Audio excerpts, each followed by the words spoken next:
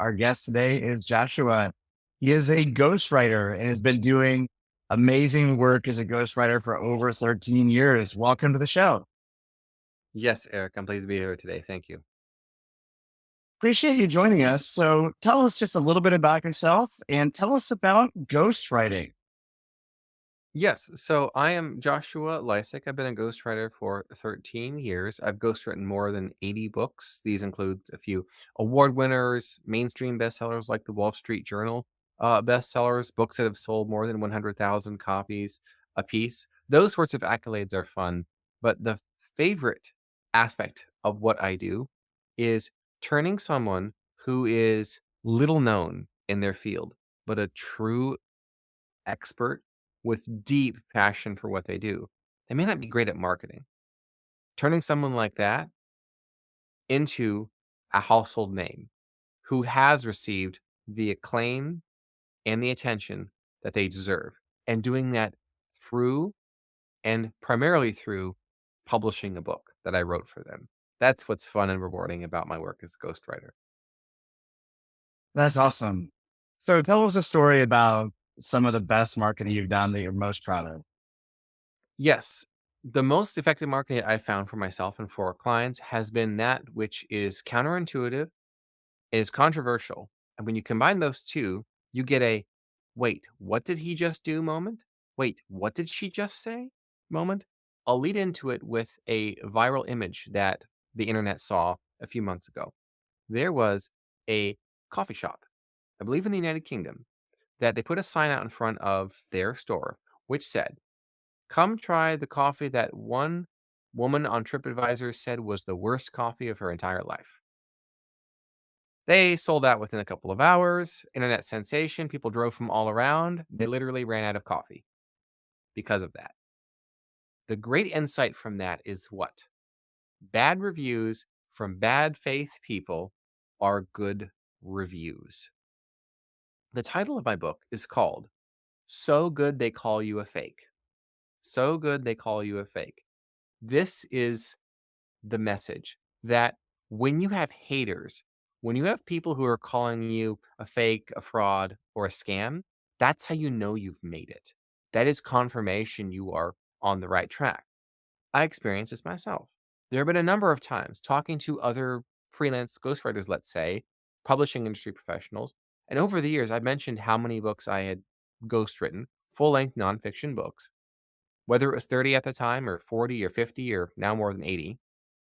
And people will say, "Wait a second, how old are you?" No, that's literally impossible. There's no way you did that. Obviously, he's lying. He's lying. Look, he's lying. There's no way. There's no way, guys. You should visit his website. Look at he's lying. Follow him on social media. He's lying. You see the point here, right?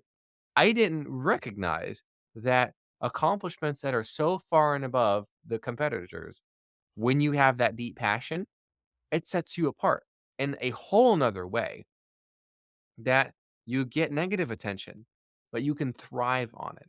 And what I did to launch my book and by extension promote my service this day is whenever I get haters calling me any number of profanities or insulting me for whatever reason, I take the title of my book, So Good They Call You, and then I will share their post and I'll say with the capital titles like it's or capital letters like it's a title, so good they call you a liar. So good they call you a cheater. So good they call you a scammer. And that has caught on. And now what people are doing on social media is they are when a celebrity, a public figure, particularly beloved ones, get hate that perhaps they're caught on camera crying about or complaining about how unfair it is that they're being put down or ankle bit or people are punching up at them, what have you. People are now posting and as replies to those public figures, so good they call you a lip syncer. For example, let's say someone who's a singer. So this title of the book has caught on in its spread because it speaks to a universal experience of my demographic and my psychographic that I target. So I mentioned at the outset that the people I target are the ones with the deep expertise. They're the ones who get results and thrive on word of mouth marketing for their services. They're so much better than any of the famous yet grifty leaders and shot callers and experts in their industry. But then so the trouble happens when they share their results. let's say the little knowns who are great at what they do, they start sharing their results, they start marketing and self-promoting, immediately they're shot down by haters, critics, and envious competitors. So there's no way you get results like that. I certainly can't. Obviously, you're making it all up. Screenshots. Oh, yeah, that's photoshopped. That's photoshopped, right? I posted screenshots of my multi-million dollar earnings as a ghostwriter. And guess what people always say? Lying, photoshopped, fake, scam. Look, he's lying. Anyone can photoshop this. It's impossible to make that much money ghostwriting in a single year. There's no way. Right? And then what do? They share it. And now more people than before know that I'm the successful in business. So the point of this, the lesson, the micro lesson from this marketing case study is that haters are your most valuable marketers. Just let them talk. Very interesting, very counterintuitive, but also very effective. Like you said, that's super interesting.